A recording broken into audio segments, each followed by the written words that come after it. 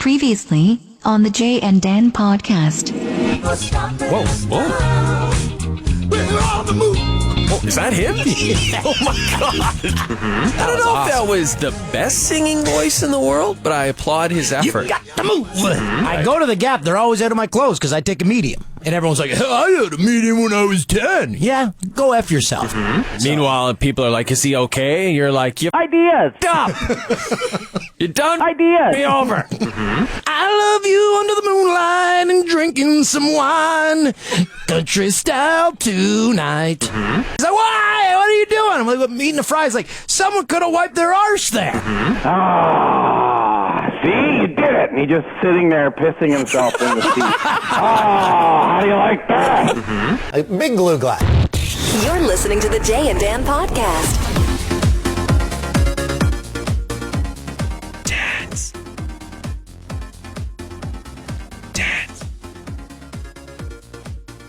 Welcome to the Jay and Dan podcast, brought to you by Summer's Eve.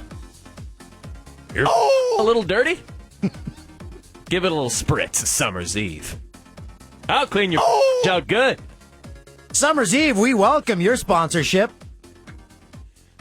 When you think about it, aren't it's always dirty? Just naturally, bacteria always down there.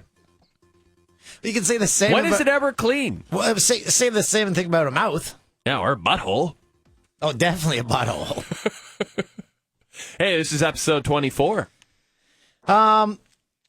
Thanks for being here. Great to have you along. We're here with Christoph and Mike as well. We'll do some housekeeping items from last week. Mentioned how my car was approaching 400,000 kilometers. On the way here, it hit 399. On the way to the taping of this podcast.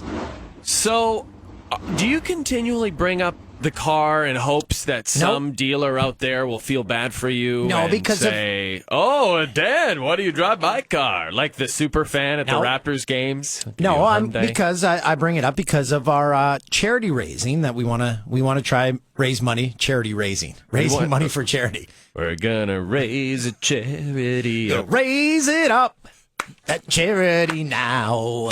Raise it up. I don't know what the hell that was. Okay, so cracking some energy drink. We won't mention the name of the energy drink, hoping they're going to sponsor. Oh yeah, Nav, right?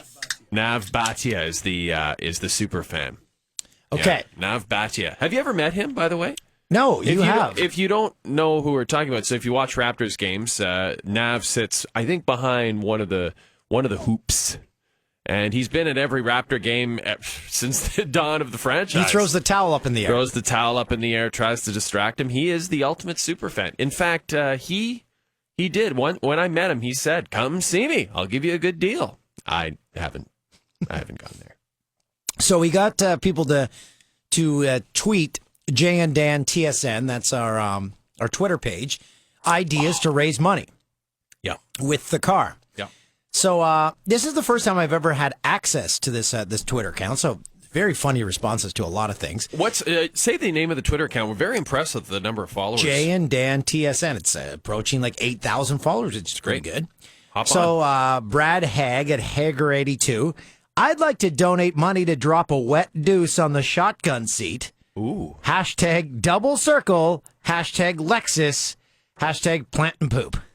Love that. Right off the top, that's her front runner right there. Then 3 down from that, from Jordy Lyle, get people to pay $50 to take O'Toole's car for a charity event. Hashtag best idea ever. I love how every idea involves someone on your car. And then someone, it went to my personal account. They wanted to do it on the exterior of the car. Like just poop on the outside of it. So, in other words, in the end, no matter what happens, that Lexus will be absolutely smothered in excrement. Correct. Trust me. Well, we got a line on, I won't divulge the information, but someone sent me a text last night at work.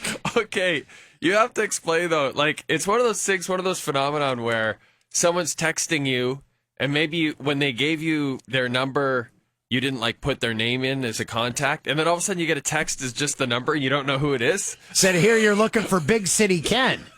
So again, listeners to the podcast know Big City Ken. We played his messages way back when that he left at a bar in Peterborough. Said, yeah, I'd love to find him. Says, well, I think I know who it is. I'm like, okay. So he's like, well, you want to know? I'm like, okay, yes. I don't have any idea who's texting me. So finally they reveal the information, know someone that's dating this person, may or may not have a problem with booze.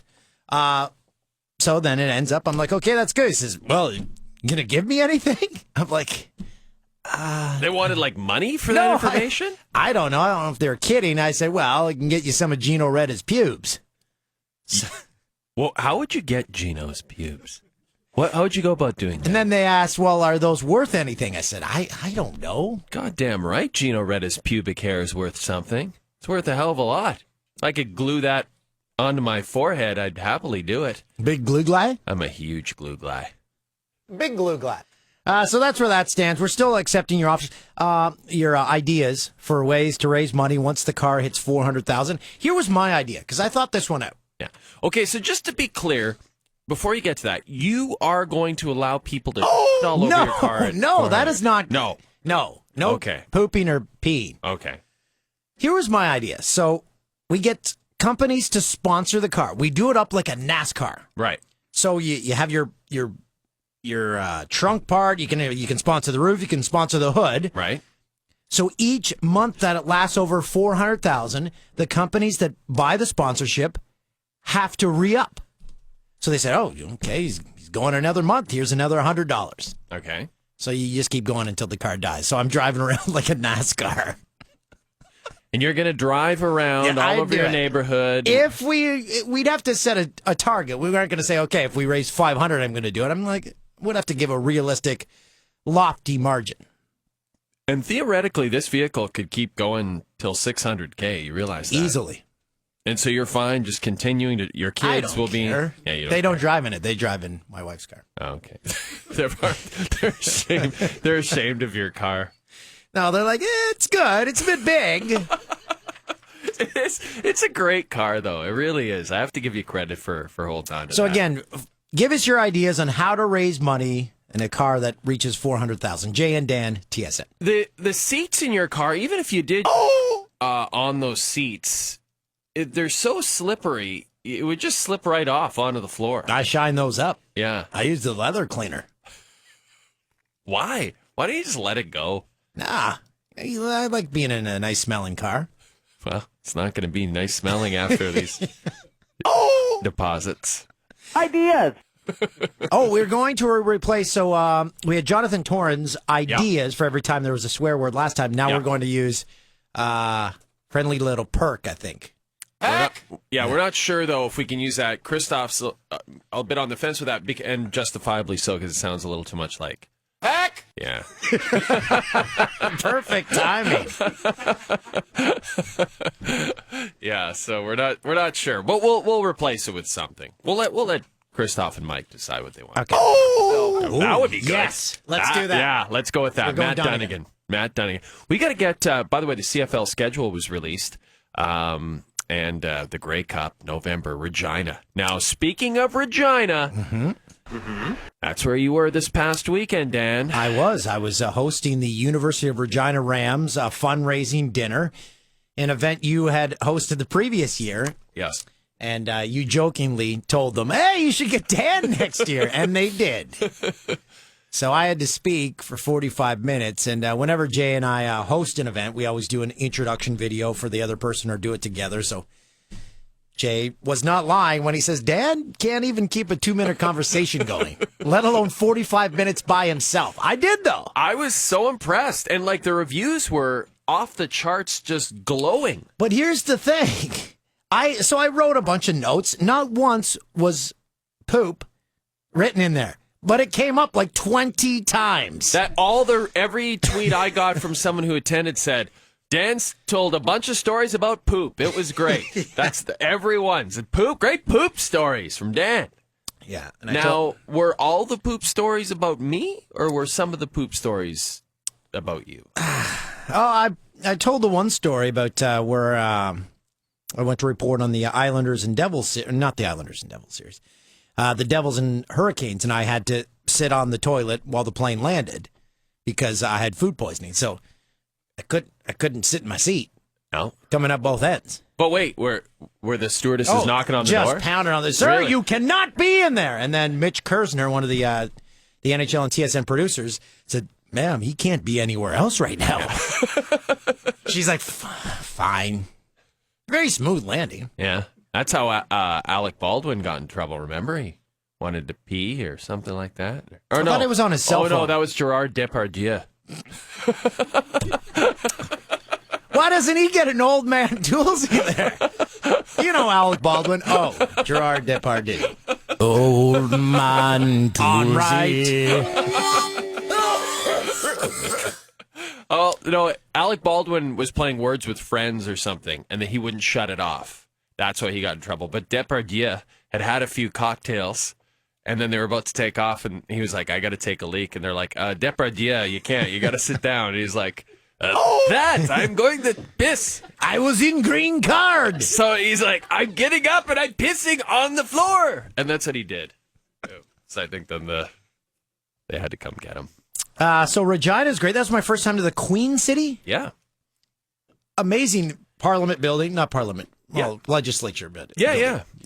And they built a lake in the middle of the city. It's like the area around the ledge is really pretty. Like nice old houses and stuff. I like it. Why were you People are laughing? going to make fun of my description of Regina. They built a lake in the middle of the city. There's more to it than that. Yeah, no, it's I nice. went to Earl's. I wish there were more Earl's restaurants in Ontario. They're coming. I don't think you have to worry. It's not going to take long. They'll be... I mean, there already are a couple out here in Toronto. But did you hear the story about that? And this is a good cross-country story. Cross-Canada checkup. Cross-Canada checkup, everyone. Hi, I'm Stuart McLean. So the Jack Astor's guys were out here, out east, and the Earls guys were out west. There were no Earls east of Winnipeg. And there was sort of an unofficial agreement between them. They were like, you guys have that half of the country, we have this half of the country. And then out of the blue, Jack Astor's apparently just plopped a restaurant in Calgary, just like, it. And so Earls was like, here we come! We're coming! And now they're here. It's huge. I remember going out to visit my brother in Vancouver, and we'd go to Earl's because we don't have these. Well, the waitresses are all beautiful. That's what it is. It's not the food. It's all There's restaurant. I hope I'm not being too local because we're in Toronto, but the Tilted Kilt or something. This is a new chain that's coming to town. Right. They're re-upping on the servers. It's like Hooters, but classier. They wear kilts, Right. and there's not a lot covered up. I haven't been. This is what I heard. Oh, sure, Toolsy. You're always at the kilt. Tilted. You're always at the kilts. So yeah, Regina was great, and we have outstanding invites to return there for the Grey Cup. You and I. There aren't any hotel rooms. No, we're gonna have to stay with somebody. But again, I think we have lots of places we could stay. The Empire Hotel, even the Empire Hotel, I hear, is booked up. This is a questionable establishment, I believe. Yeah, it's questionable. But so you were happy? Like, were you nervous speaking? Did you? How did you feel up there? I was nervous for the first little bit, but once I got into it, and then the stories started flowing. Stories about throwing up in my boss's glass, and I like that one. Never told that on the podcast. Let's hear it. So when I worked in Fort McMurray, Alberta, I went and covered the 2000 NHL draft. So my boss picks me and my friend Andrew up, Bootsy. He met Boots. We drove down, and it was a full day of pub hopping and so on and so forth. So we get to the final bar of the day, and I don't do shots because they don't agree with me. I maybe would do a broken down golf cart or something like that, but tequila and all that, I'm not a man. You don't know what you're missing. It's disgusting. So tequila came, and I'm a young buck, and I'm like, I'll do it. Sure. So I do the shot of tequila, and it wanted back out of my body. So I reached for the closest thing, which was handy, and it was my boss's beer glass. So it was a perfect puke right into the glass. Didn't overflow. It was silent. People would think I was like taking a sip of this beer, but really I was vomiting, filling the glass, and I sent it back down. And my boss was watching the hockey game or something. He looked down, and this is a guy who at the faintest smell of anything starts gagging. So he sees this, and he's and he had to run out. So he didn't just vomit into the same glass? He didn't fire me. So he always tells that story. A couple months on the job, the man pukes in my glass, and I didn't fire him. So I thank him for that. Wait, was this at the NHL draft?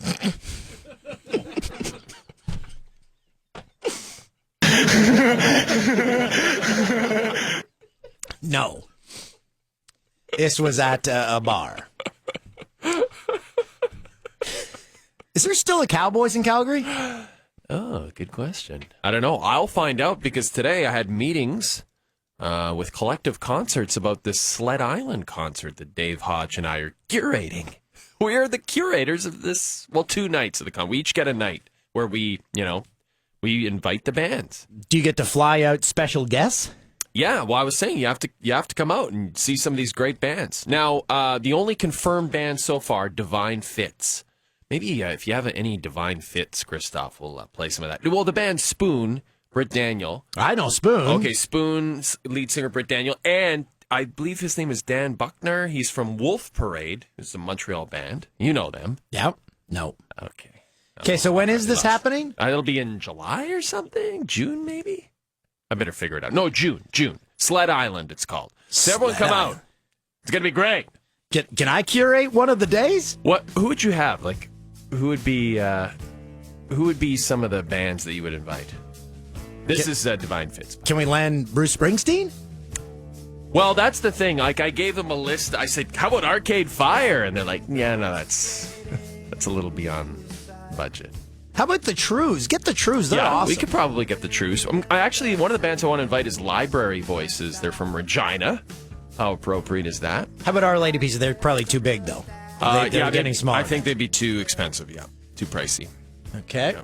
But anyway, that's what we're doing. So the point is, and you also brought this. I don't think the Zach Brown Band. Could get the Zach Brown Band. I don't think I'm speaking out of turn when I say you were very impressed with the beauty of the beauties in the Gine. This is the thing. You were impressed with the Gine in the Gine. No. My wife listens to this podcast. No, she does. Yeah, she does, actually. She actually listened to the Jonathan Torrance one the other day. Yeah. And she corrected me on the jaywalking story as well. She's like, you can't hit someone when you're at a red light. I'm like, zip it. Yeah. Anyway. Zip it. She actually, she sent me an email, said she was very impressed with the fart story with me and my girlfriend. That was great. So anyway, yes, I could not. It was a room of around 700 or 800 people.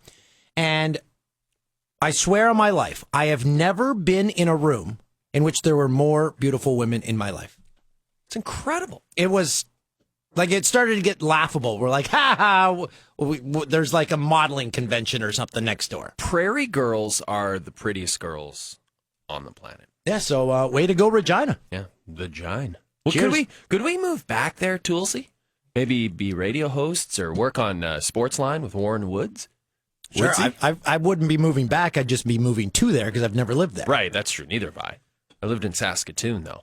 Another great city. Toontown. We just, in general, we're pretty pro-Sasky. Oh, huge. Well, as I told them, our 2 favorite provinces to visit because of the craft tour, Saskatchewan and Newfoundland. Yeah. Very similar qualities, give you their shirt off their back. That's right. All the other provinces, they're like, whatever, go F yourself. Yeah. Hey, Ontario, you're a bunch of... Oh! Hey, kidding. We Alberta. love this. Oh! I came from the big city. By the way, people guessing who the hockey player was last week that whose jersey didn't sell at the auction, you're totally off. All of you. Nobody's guessed it once. You told me, and I had no idea because I was thinking something different. Yeah, that's good. I don't want anyone to know. I don't want to embarrass anyone. Like the mystery. I have just a quick story. By the way, I was talking to an American friend this week who's been listening to the podcast. And, Really? And, it's funny. We're getting a lot of great American feedback. A lot of American listeners. Beantown Mikey is obsessed with it, at Beantown Mikey. Does he get all the Shout out Canadian to him. references, though? Well, this is just what I was going to say, that my friend said, I really like it. It's funny.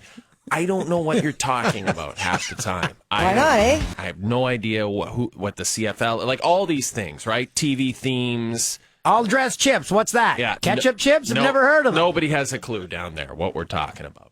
I have a quick story. I was Saturday. I sent out a tweet Saturday that said, let's see if I can find it here. Sent out a tweet, and it's based on experience. It's based on something that happened to me. I woke up Saturday about noonish, and there's a knock on my door. And I look in, it's a woman. I'm like, I feel like I kind of recognize you, but I don't know who you are. She's like an older lady, maybe 60s. No, this is the thing. You know how you see someone, you're like, I feel like I should know you. But if they're knocking on your door, you should. Well, this is just the thing. So she says, you don't remember me, do you? Oh. Are there any more terrifying words in the English language I hate that. than you don't remember me, do you? And so, of course, I'm like, no, yes, I do. Yeah, of course. She's like, I used to be a maid for Classic Maids. Another maid story. Here we go. So I'm like, oh, yeah. She's like, why did you tell Classic Maids to stop sending me to your house? Oh, no. She came to confront She you. came to my condo front door, got in, someone let her in. Wow. She walked up to my front door and How's that for a start to the confronted me. weekend? Yes. She confronted me. She's like, why did you tell them to stop sending me? I'm like, no, I didn't do that. No, you were great. It must have been them. And all the while, I'm like, Classic Maids. Why would they do that? They threw you under the bus. They big time threw me under the bus. Sure, they provide great service except for this crazy woman, but other than that, they're great. Anyway, so then she's like, can I use your washroom? What? Oh, she's going to drop a steamer And for I'm sure. like, she's probably got a Sobeys bag with her. Yeah. She ate nothing but chili for an entire 3 days prior. She's going to snap off a deuce in that Sobeys bag and drop it into my garbage can in the toilet room. So So she goes in there and she, I think she peed. She wasn't that long. Everything's fine. I'm like, fine, yeah, go ahead, go use it. And then I'm kind of standing out there like, how do I get this person out of my house? I can't believe you let her in. But she what do you could have do? been like, She's like a 60-year-old woman. she Like, could have had a concealed weapon that she was taking out in the washroom. that's true. She could have tried to stab me or something like that with like a KFC plastic knife. But anyway, and then she comes out and she goes, I'm working independently now. I want you to hire me. And she came out in a teddy? She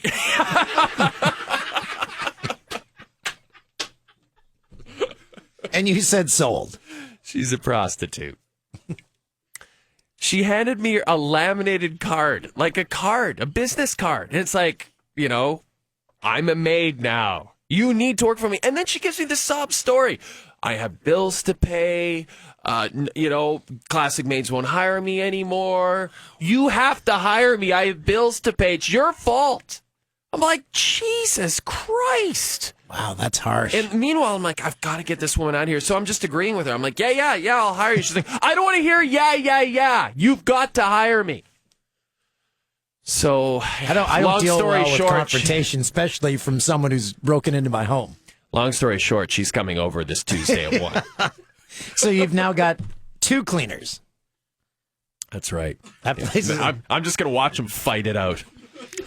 do they still have the services in which, well, I never booked it, but I heard that they have like women that can come over and clean your house in lingerie. Yes, I believe Is that not the creepiest thing? It's weird because then you just sit on your couch like, Yeah. And a bouncer or a security guard would have to be with her. no. Just comes over, cleans. Yeah, pick that up. Yeah, do it. Yeah, that's good. Oh, it's dirty over there. Yeah, pick that up too. Yeah, that's good. Yeah. Oh, my toilet's really stinky. I'm gonna need you to get in there too. Get your head in there. Yeah, get it all the way in. All right, Do those skid marks around the bowl turn you on? yeah. Oh, look at my They're sheets. from me. Oh, I peed all over my sheets. Take a whiff. Give it a good smell. You'd think I'd have a cat, but that's all my dander.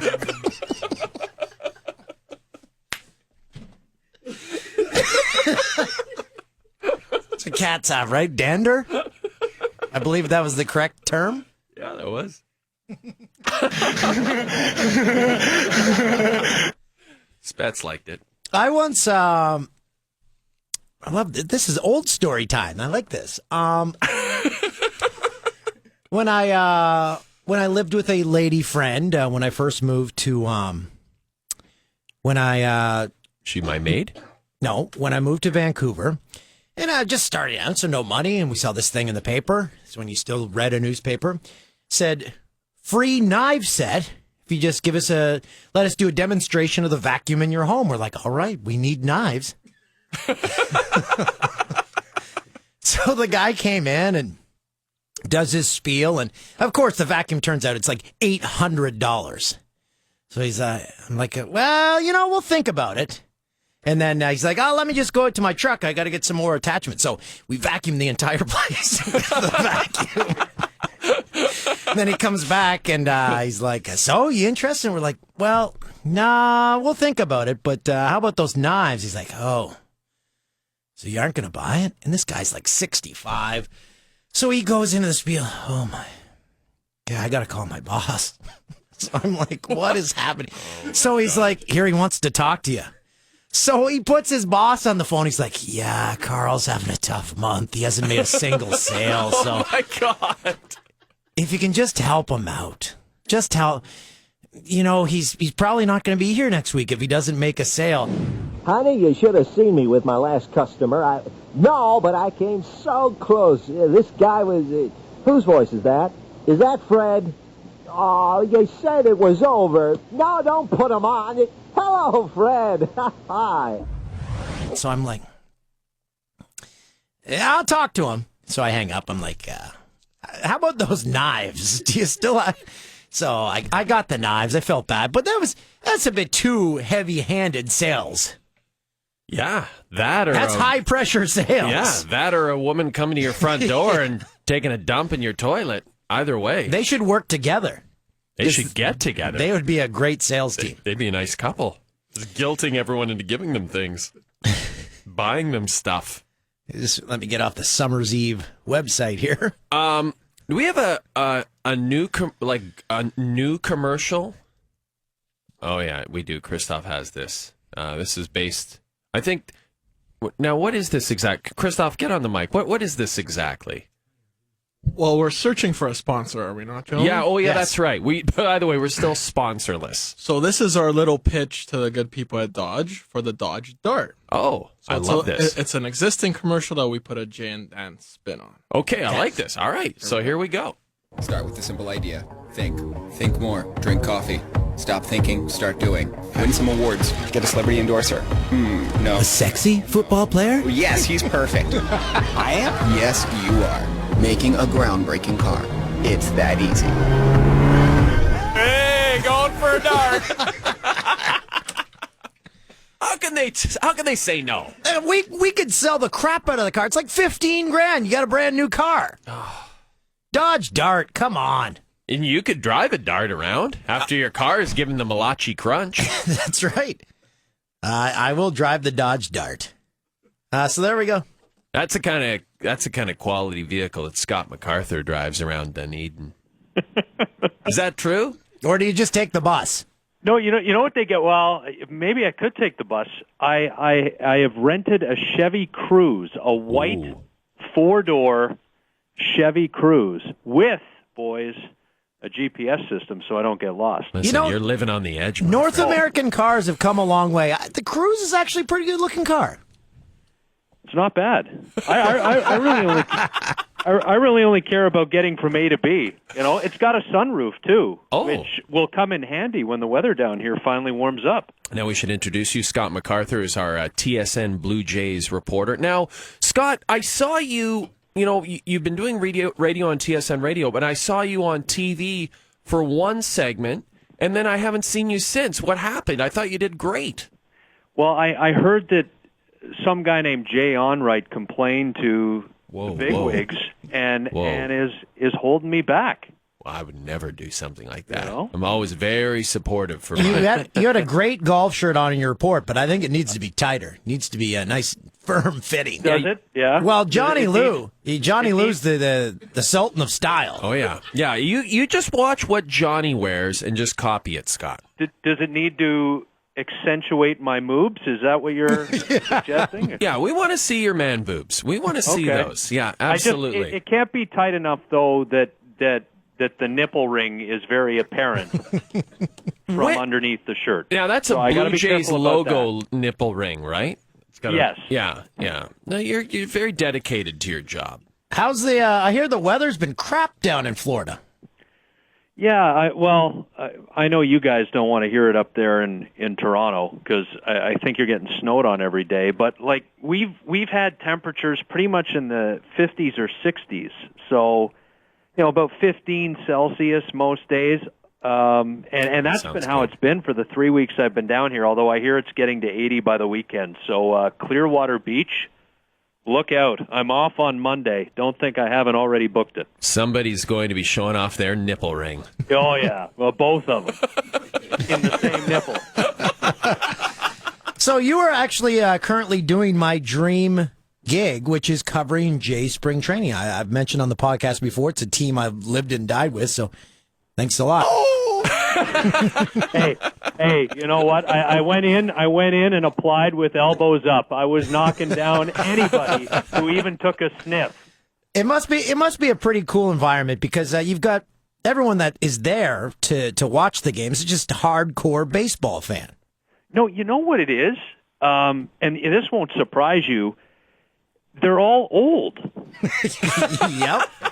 What, in Florida? So here's the deal. And, like rookie, right? You got to learn the ropes as time goes. First game was a couple of Saturdays ago in Lakeland against the Tigers.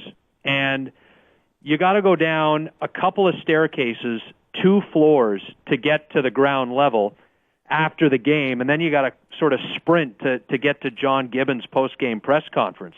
So I'm at the top of the stairs, and because I'm polite, which is just the worst way to be, apparently, I let 2 older folks cut in front of me and go down the stairs first. Well, sure enough, their wingspan is wide enough that they take the whole staircase, and I am caught in geriatric land trying to get down these stairs, and I missed half of John Gibbons' press conference. So ever since then, I've been knocking over Granny in wheelchair. I've been knocking over the old dude with a cane. I got to get to the press conference. I'm not letting anybody stand me in the way. I'm like George Costanza knocking over Granny there in the house fire. And when I ran out that door, I was not leaving anyone behind. Oh, quite the contrary. I risked my life making sure that exit was clear.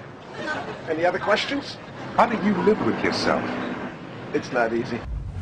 Here's the thing. If you do that to the old people, then they've got something to talk about for a week. So you give them material to complain about to people back home. Oh, well, here's one, guys, that you'll really like. The cashier at the media meal at Florida Auto Exchange Stadium in Dunedin, it's a $6 media meal, and if you give him a 20, not only does he eyeball you, but every single day he gripes. You kids with your 20s, can't you bring me exact change? I don't have enough ones to give you the proper change. So then you try to negotiate, well, I can give you a 1, a 20 plus a 1, then you give me a 10 and a 5. I don't have any 10s. It's an ongoing experience. You know what? It's the life I lead down here in Del Boca Vista, or wherever the hell I am. Are you telling me there's not one condo available in all of Del Boca Vista? That's right. But here's the thing. From what you just described, I would have a Field of Dreams moment if I arrived there. Is this heaven? Because that's my kind of world. People am complaining. I talking to Archibald Moonlight Graham? People just complaining about everything. That's my world. That's Toolsy's dream right there. But Dan, you're too young. No, I'm not. You can't be too young. You can't be so old at this point in your life that you're bitter. Hey, Scott, take a listen to this. Old man Toolsy. Does that sound like the cough of a young man? It sounds like the cough of a 3-pack-a-day smoker. And I don't even smoke. I know, but I don't know. You might want to get that checked. Did you ever work anywhere where there was asbestos? I worked in Fort McMurray where oil falls from the sky. They call that the tar sands, buddy. That's right. You got problems. It You're going smells out like soon. money. Live like it's your last day, Toolsy. I will. He good always advice. does. He always does. So, you having fun down there? They take buses, right? Or do they drive their own cars to these games? How does it work? That's something I've always wondered about spring training. Well, yeah, the players, like if it's a home game, they'll I guess drive or carpool or whatever to the park. They don't actually stay in a hotel. They all get their own condos or 3 or 4 of them split a condo, whatever the case may be. But for the road trips, yeah, they take the bus. But us hacks in the media, we got to jump in our cars and follow them around. So the furthest trip we have to make, we haven't made yet, but it's to Fort Myers, and that's where the Red Sox and the Twins have their spring training. That's about 2.5 hours south, depending on traffic. But everything else is pretty much an hour and a half at worst. The Phillies are great. The Phillies are closer to my hotel than Dunedin is. So some of the road games are really, really close. So you mentioned Gibby. He's back. Yeah. It's kind of weird, but at the same time, everyone's fine with it. What are your thoughts? I mean, by all accounts, the one thing about Gibby was that all the media that were covering the Jays in his last tenure absolutely loved the guy. Oh yeah, yeah. Well, it's hard not to because he's got this perma smirk on his face, like he's pulling one over on you. And of course, you throw in the San Antonio, the Texas accent, and he's a pretty good-humored guy. And I think he feels like he's hit a home run here, boys. I mean, if you remember what he had the first go-around, I think they really went for it in 2006 when they brought in B.J. Ryan, the closer, and they'd signed A.J. Burnett away from the Florida Marlins. But I think he feels like he's hit the home run with the acquisitions from the Marlins this go-around, the R.A. Dickey trade. It is a strange situation because I mean, I think he was shocked when Alex Anthopoulos called him up and said, "Do you want to meet?" And that didn't surprise him. But then when they actually got together and met, he offered him the managerial job. He thought he was coming on as a scout or maybe as a bench coach for the new manager, or just somebody Alex trusted to be his guy down there on the field. But when he got the chance to manage the team, he jumped right at it. And this is going to be a hot sell in the city this summer, boys. It's going one or two ways. This is going to be a great, great ride, or it's going to go the opposite direction, and it'll be real compelling to watch this thing go off the tracks. But we're real hopeful for a winner, I would think, because, man, I know the Leafs are doing okay, but the city needs one. And the look of the Rogers Center, not sure if you saw a picture that was tweeted out the other day, it's changing. Windows Restaurant is gone. Yes, it's now Jay, you're going to be. That could be your haunt before each and every sports center. It's going to be a patio-style bar with the high tables overlooking the field. I don't leave my apartment. I just wait for the maids to come over. So it's kind of like what they have at Safeco in Seattle, because I've been to a game there, and they have like you pay like $10-15, you get in, and you can eat and drink all game, but you just got to stand up. So that's the same kind of deal. Well, I think they're going to have high tables, So it's going to be like you're sitting at a bar at a restaurant, or just like a regular night out. So there'll be high tables. So I think there will be high chairs to go with the high tables. But it's going to be the way they're saying it's going to be like a patio-like atmosphere. I believe we're taking the windows right out, like the windows of Windows. It's not just Windows Restaurant that's gone. Apparently, the windows of the Windows is gone. Well, I could never understand that. If you watched a game or if you went to a Jays game, get a duster or something. It was just covered in dust, the entire Windows Restaurant.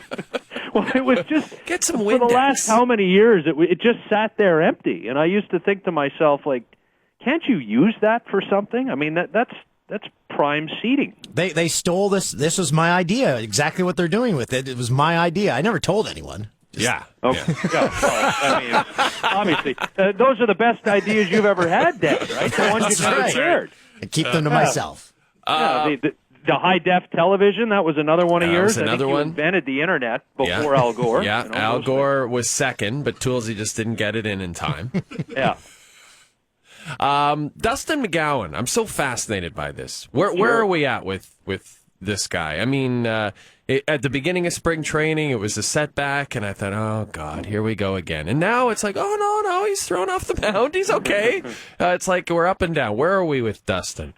Well, he threw 20 pitches off the mound on Wednesday, and so that was his first time off a mound since last March 25th when he hurt his foot. And when he overcame the plantar fasciitis, he started throwing again, and then the shoulder started to hurt again. So I think anything they get out of him, guys, is gravy. He's 31 years old, so he's certainly not a prospect anymore. But he has familiarity with the manager, John Gibbons. I mean, he won 12 games for Gibbons back in 2007.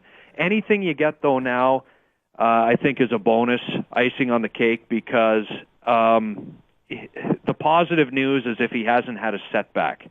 And I just don't think you can trust that shoulder much.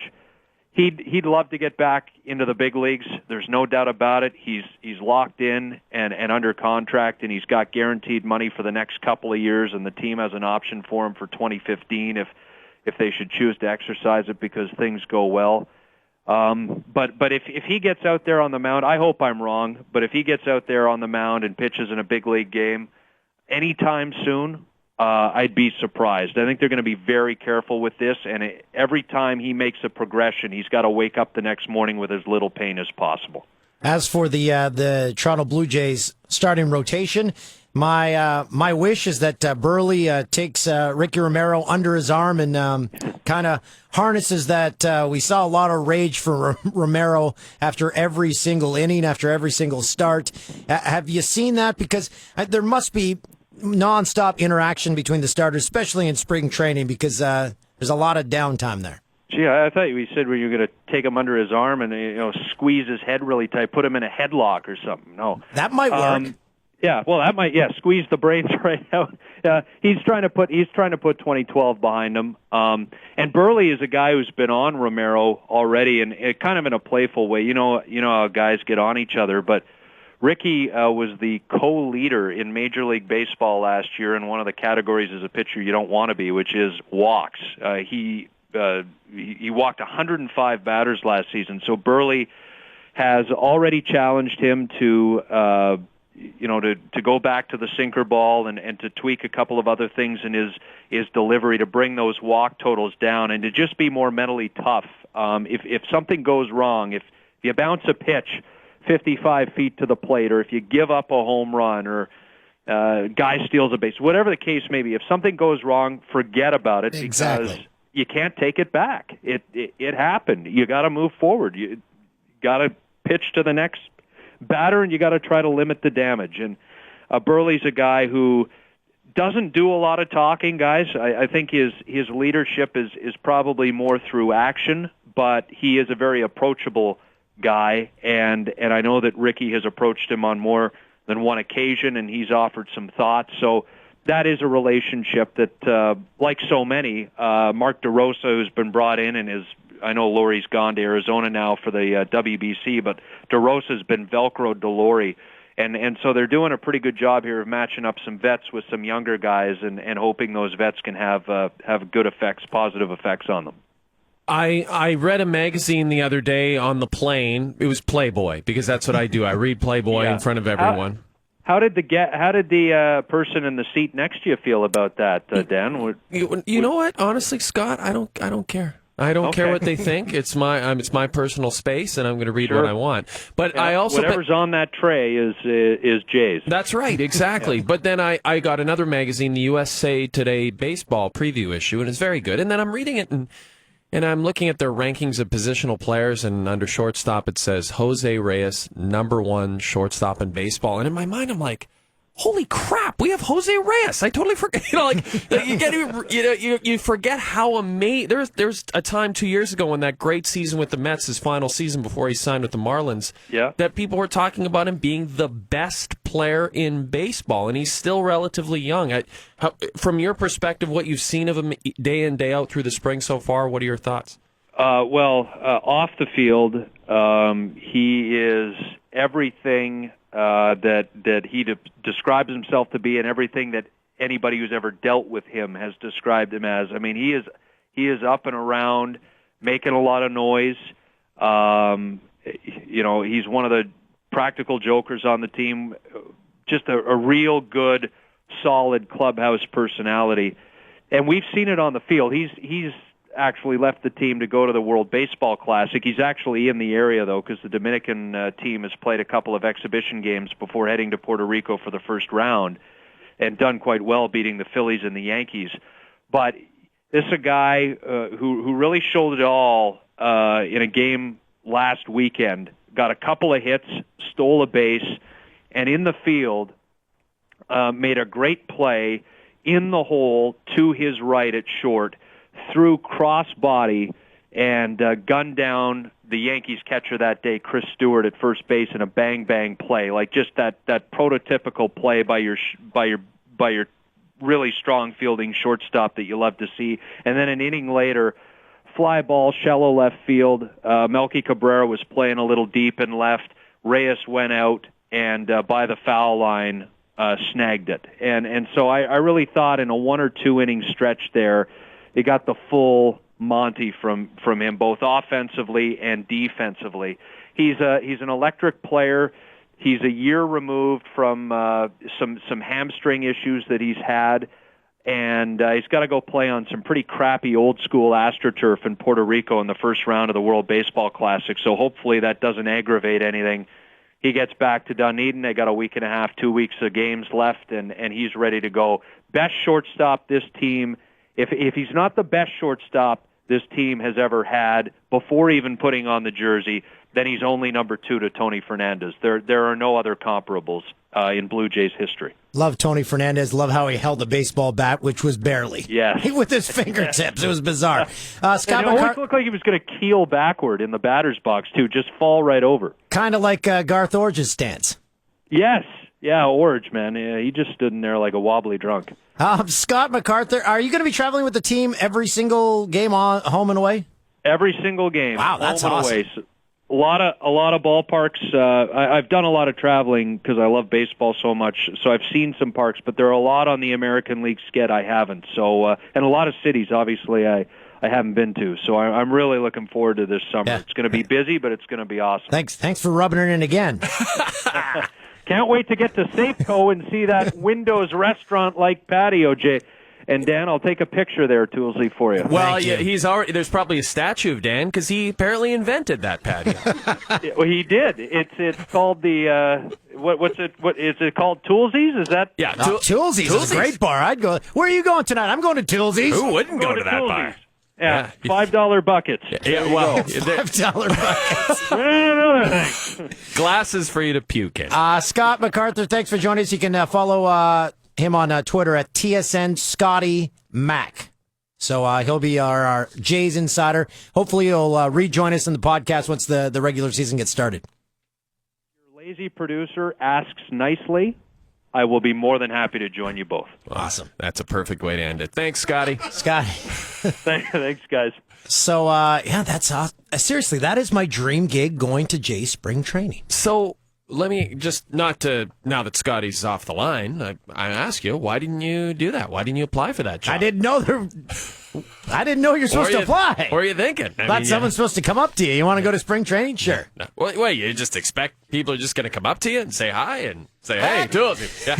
So, Toolsies, we should open that chain. That would be a good, because there used to be cross country. There used to be an O'Toole's chain, O'Toole's Family Restaurants. There used to be one across from Maple Leaf Gardens in Toronto, and they were all over. I don't know if they were just Ontario, Did you have them in Alberta? We didn't, but Okay. I assume that They went- your family owned those restaurants. No. Oh.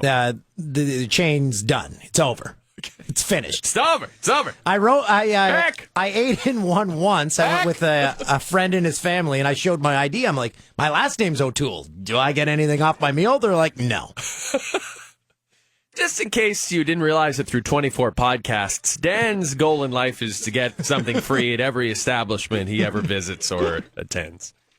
So Toolsies coming to a town near you. I have to admit, that does have a nice ring to it. Toolsies. Yeah, it's not bad at all. Move over, Earls.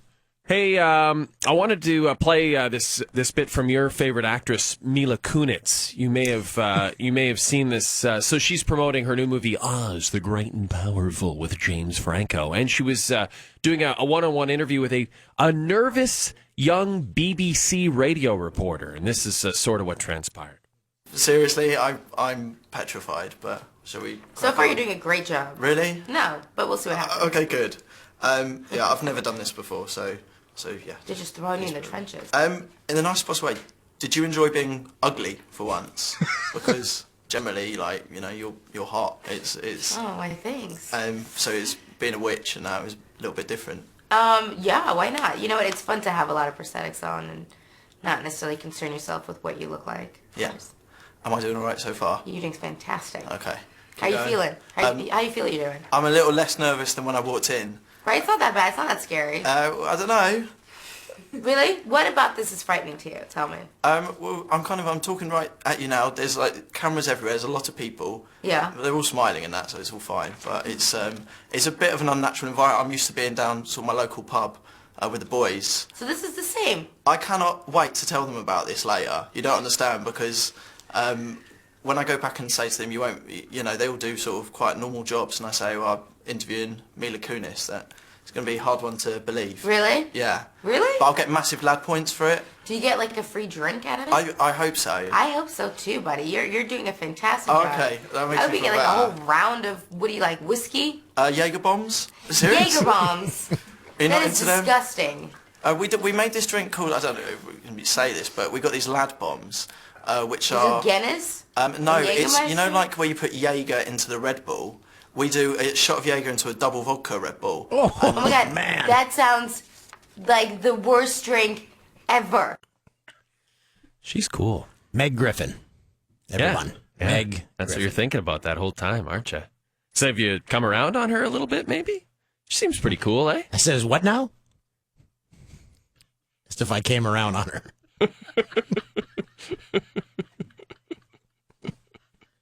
No. She's pretty. I can see how people find her. It's Meg Griffin. Dad! What is it? What's going on? I heard a noise. Is somebody downstairs? Oh, God, Meg, you startled me. I'm sorry. What the hell's your problem, you dumbass? Sorry. We're coming up with something new. I have a buddy that he always just calls.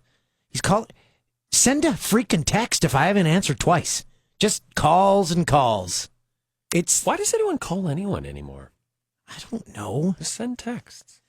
So we were talking on set the other night, and I said, you know what, we should have a new segment, because I always sing this song. If you have ever heard the failed ad campaign that this song was associated with, then you'll know what I'm talking about.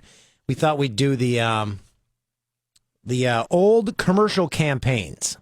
And it's a new segment on the show, old commercial campaigns. So this first one is one, again, if you were alive at the time, you know it very well.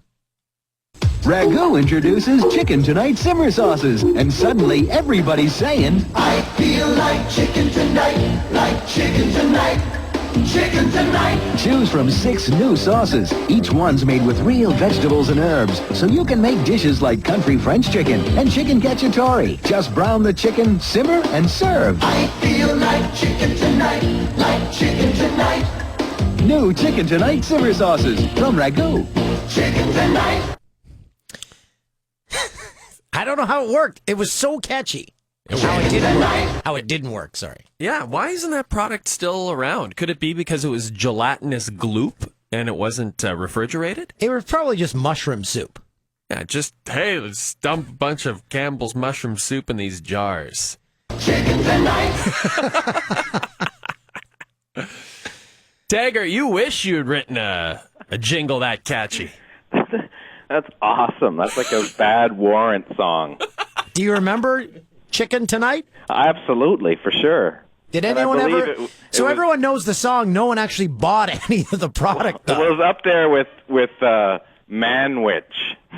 Remember that? Oh, the Manwich meal. Yeah, like that was just like sodium, heart attack, cholesterol laden, whatnot. Well, it was available in flavors such as honey and mustard, country French, and Thai green curry. Oh yeah, and Andre's right by the gooiness, the shine to it, the glisten. Just a glisten. We had some glistening soup yesterday, Taggart. Some good pea soup. That was delicious. Now, that wasn't like Chicken Tonight. That was good stuff. Jeremy Taggart from Our Lady Peace joins us, and he told a story about his father on last week's podcast, and I believe it's going to be introduced now as a new segment. It was so popular. I mean, we got such great feedback about Taggart's old man stories that we decided to start a segment called Taggart's Old Man Stories. So I understand you have another one for us this week. I do, and again, it centers around my father's anger. My parents live up in Baysville, which is just between Huntsville and Bracebridge, and kind of out of the way and in the snow belt. And when it snows, it's they just get snowed in all the time. So they have this old beat up tractor that works 60% of the time. And my dad had gone out to the tractor, and my mom was watching from inside, and he's trying to start it, and it's winter, and he's got all his gear on, and she can see he's starting to get frustrated. He's steaming a little bit, and then all of a sudden she sees him. He takes his jacket off. I guess she figures that he might have been getting hot or something, but he gets his jacket off, and he rolls it up into a ball and throws it as hard as he can at the tractor. And then it's a great move. And then he takes his shirt off and rolls it into a ball and throws it at the tractor. And then he takes his undershirt off, rolls it into a ball, throws it at the tractor. Takes his boot off, throws it at the tractor. Takes his other boot off, throws it at the tractor. Takes his pants off, rolls them up, throws it at the tractor. Takes his socks off, rolls both of them up and throws it at the tractor, and just comes in a rage and just slams the door to the bedroom. Just comes in his gitch. All he's got is his gitch on. Yes. And then, again, another centered around, don't make Dad angry, because he's going to, have an outlet in a truly creative way that is never going to be, doubled again. He's the kind of guy who needed a reality show done about him back in the day. I remember I was talking to a friend of mine about 10 years ago, and he was like, I'm trying to find a show. I was like, you know what? Just bring a camera up, just to see, just bring it up there, and roll for a couple days, and I guarantee you it'll be the most entertaining show you've ever had. He never had the balls to do it, but I mean, it would be kind of embarrassing, because my dad, just kind of, when he's going off, it's just kind of like it's blinding. The anger is just, when I see De Niro in Raging Bull, like when he gets mad about the burnt steak, I laugh. Like, that's not real angry. That's just like acting angry. So I'm left with the question in my head after hearing that. Does he have to go pick up the clothes and the boots and everything, or does he have to sheepishly go back out, or does someone else say, go he pick up? Probably would have left them for, until he was sorted, and probably about 20 hours later when he's actually back to square, and he would go out and, I'm sorry about that, he was always very, very cool after the fact. But when he got hot, boy, the top was just blown for at least 20 hours. That's Taggart's Old Man Stories, and we're going to feature this segment throughout the weeks of the podcast until Jeremy runs out of them. And I have a feeling that will never happen. Thank you. I hope you had a good night, my friend, and we will catch up with you next week. Absolutely, fellas. Have a good one. Take care. Good There's night. Jeremy Taggart. What a guy. Oh, I forgot. I was going to play this song. This is for Taggart.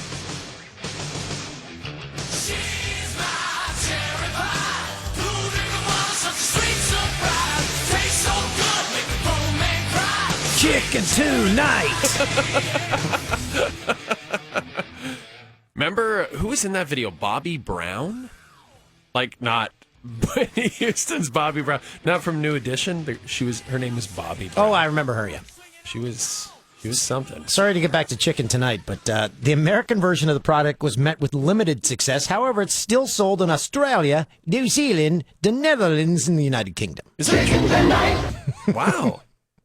I wonder what does that say? Oh, about in those 2011, Unilever sold the Ragu business and the Chicken Tonight brand in the UK to Symington's in a deal worth $30 million? Wow. Chicken Tonight. Someone's eating that crap. I used to have a Ragu plant at the end of my road where I grew up. It smelled delicious because they made the tomato sauce there. Says so much. Says a lot about you. TV theme vault? Let's do it. Where's that? Oh, that's me. You're playing it. You're playing. Sorry about that, everyone. I was playing that. TV theme vault. We wanted to bring this one up for a while. Yeah, we got a couple of great ones this week. I once told a story about Relic on SportsCenter, and the next day or a week later. Speaking of things, our American listeners will have no idea what we're talking about. Relic was a bit of a creep on the show The Beachcombers. He always wore the toque. And a TV critic wrote in a Toronto newspaper, "Too many inside jokes in SportsCenter. Whoever this Relic person is, enough of it. He's a character that every person that's ever seen the show knows, but I'm glad the TV critic doesn't know who the F Relic is." A show that lasted almost 20 years, by the way, went from 1972 to 1990. That's incredible. Again, I don't think a lot of our viewers have ever seen the show, but it's a piece of Canadiana. Here it is.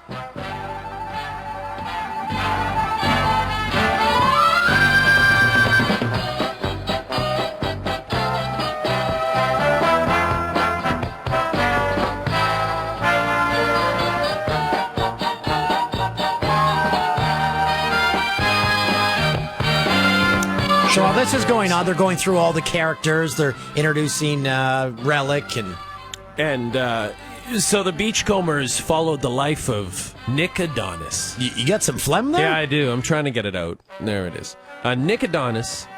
He was a salvager, a log salvager in BC who earned his living traveling the coastline with his partner Jesse. You all remember Jesse? Aboard their ship, the Persephone. Now, their chief competitor was Relic, and he was an unsavory person. He tried to steal business from Nick. If Relic was around these days, he's someone that your parents would. If you see that guy, you tell us. No, that Relic. Seriously, if you see him anywhere near our house, tell us. And then there's Molly's Reach, was like the cafe where everyone would hang out. Bruno Gerussi was the lead actor. That's right. I remember Nick. The one episode that stands out in my mind. I don't know why, but they had to paint the floor of the community hall. And then Relic touched a boy? No. They painted themselves into a corner. Oh, yes. So they didn't know how to get out of it. They were in the corner. They're like, what do we do now? And then while they were there, they were like learning about each other and themselves. And Relic got a little handsy. I don't believe Relic was a part of the crew because he was probably on the booze at that point. Because Relic, it was never said in the show, but he played like an alcoholic character. Right. Right? Was this true? Yeah. Well, I think so. He was just sort of like a curmudgeon, basically. He was just a curmudgeon. I don't know if they had him boozing it up that much, but he probably did. Yeah, look, we can make fun of it all we want, but it ran for like 20 years. And I remember distinctly people watching it and waiting for it to be on CBC Sunday nights. And then there was another show. Just wait, I forgot that Gerussi went on to host a show on Global, Celebrity Cooks. Well, it was also on CBC and Global. Yeah, later Global. I forgot all about that. Yeah, he was a star. But that was on for 10 years, too. Like, Bruno Gerussi was a big star. And then he did commercials for, like, Certo, which is a jam-making thing. Have you tasted what's happened in frozen pizza? The good news is McCain Light Delight Did When he are we do gonna any get chicken commercials, Did he Toolsy? do any Chicken Tonight commercials? God, he would have been great at that. I believe people in those commercials flap their wings. They're like, I feel like, and they're like Yep. doing the chicken dance. Yeah, you're absolutely right about that. And then there was another show, I believe it was on Monday nights. We're going to start with the original, and it's a little program called Degrassi Junior High.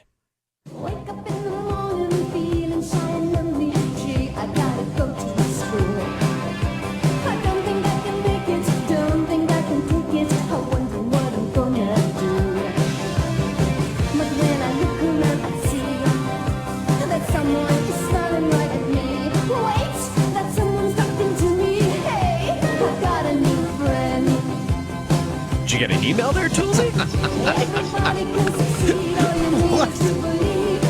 There was no email when this show was on. Nothing. A lot of fedoras, but no email.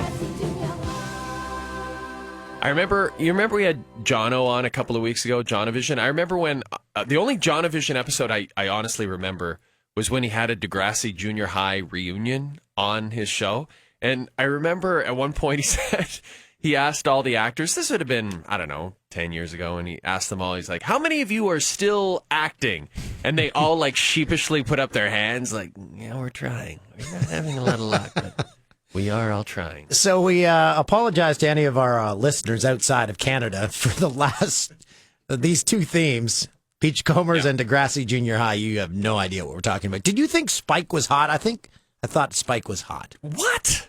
No. Was it Spike that was hot? No, it was Caitlin, right? Caitlin?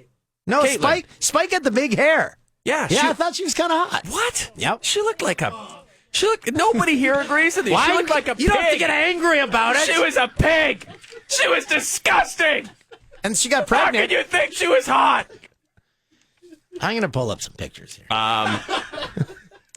Yeah, Toolsy will be with us in a few minutes, guys. His pants are already down.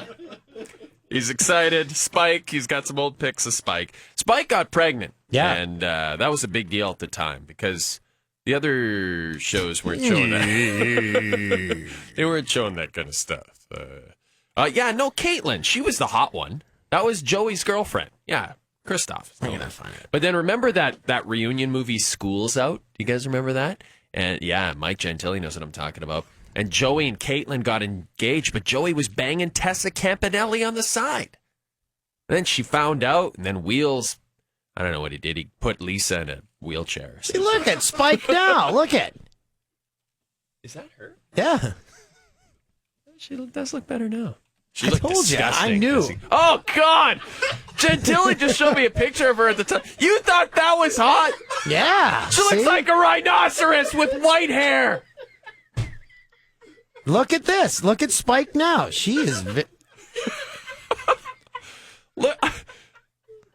She looks like Ty Domi with a blonde wig. You guys don't know what you're missing on. A sexy basketball player? She just had crazy hair, but you could see she had a pretty face. But you know what? Like, none of the girls were that hot on that show. I know, but like they could have upped the ante a little bit. Anyway. So Spike, if you're out there, you hear Kristoff and Mike in the background. Always do a fantastic job on this show. Can we all get it in our heads? The podcast comes out Thursday. Mm-hmm. Because everyone is always, it's already started on Twitter. We're taping this Wednesday. When's the podcast out? It was out. It was out on Wednesday once, I think.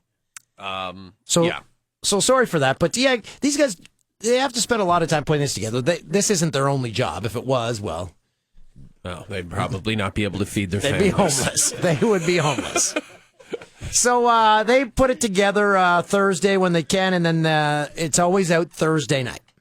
That's right. So let's give them a break on the Where's the Podcast talk. How about we dial up the story time again? Story time with producer Tim Zilber. Oh, yeah. Now the it's most story time. By the way, it turns out the story time with producer Tim turned out in the later days of it the most hated thing in the history of podcasting. We were like, we hated it. It was horrible. Hey, holy jeez, harness your rage, Mr. Taggart. All right, so this is story time with Guess Who. We got to guess who this is. We're playing footsies again. Your legs are too long. I know. That's what she said. Okay, so what? I don't know. I don't know how you do it in the bedroom, but hey, you like my leg length? What do you think of my long legs? You like my long legs? You into that, Spike? Hey, you dig that, Spike? Huh? Got spiky hair. I got my long legs. I'm gonna wrap them around your hair. You like that, don't you? Okay, so story time with Guess Who. Okay, we got to guess who this is, Toolsy. Ready? Here's Christoph's latest. Okay. Can you tell me a bedtime story? I don't think so, Tim. Who's better than Tim? Everybody! The first time I was on the show was at the very beginning of my career as a vagabond, a professional vagabond. It was probably the first time a hobo's ever been on the show.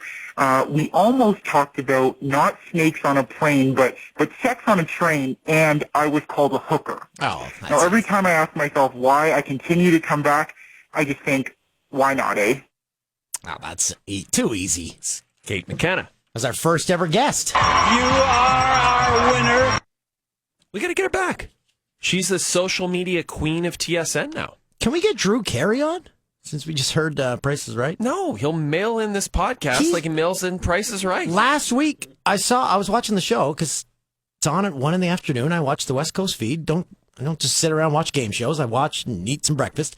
Well, so basically you just sit around and watch game shows. Hey. He was growing a mustache. It was hideous. People have said that about our mustaches. Let's try to get Drew Carey. Hey, you like my long legs? Yeah, you like those? Want me to wrap those around you?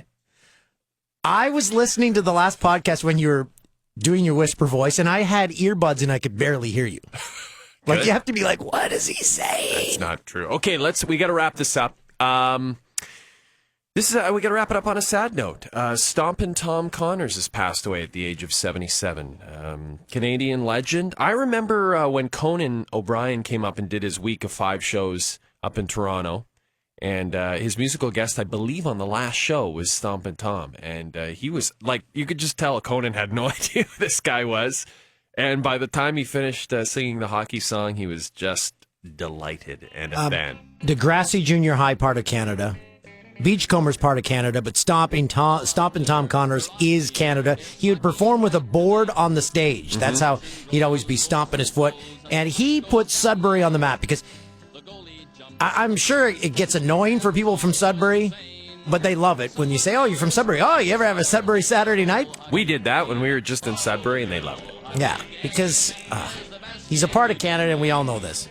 So rest in peace, Stompin' Tom, and thanks for listening to episode 24. We'll let you listen to the rest of this tune. Thanks for listening. We'll see you next week. Well, we won't see you. You'll listen to us. But they grab the puck and go bursting up, and they're down across the line. They storm the crease like bumblebees. They travel like a burning flame. We see them slide the puck inside. It's a 1-1 hockey game. Oh, the good old hockey game is the best game you can name. And the best game you can name is the good old hockey game. Third period. Last game in the playoffs, too. Oh, take me where the hockey players face off down the rink, and the Stanley Cup is all filled up for the champs who win the drink. Now the final flick of a hockey stick and a one gigantic scream. The puck is in, the home team wins the good old hockey game. Oh, the good old hockey game is the best game you can name.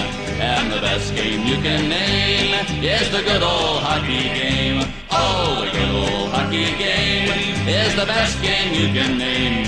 And the best game you can name is the good old hockey game. Oh, the good old hockey game is the best game you can name.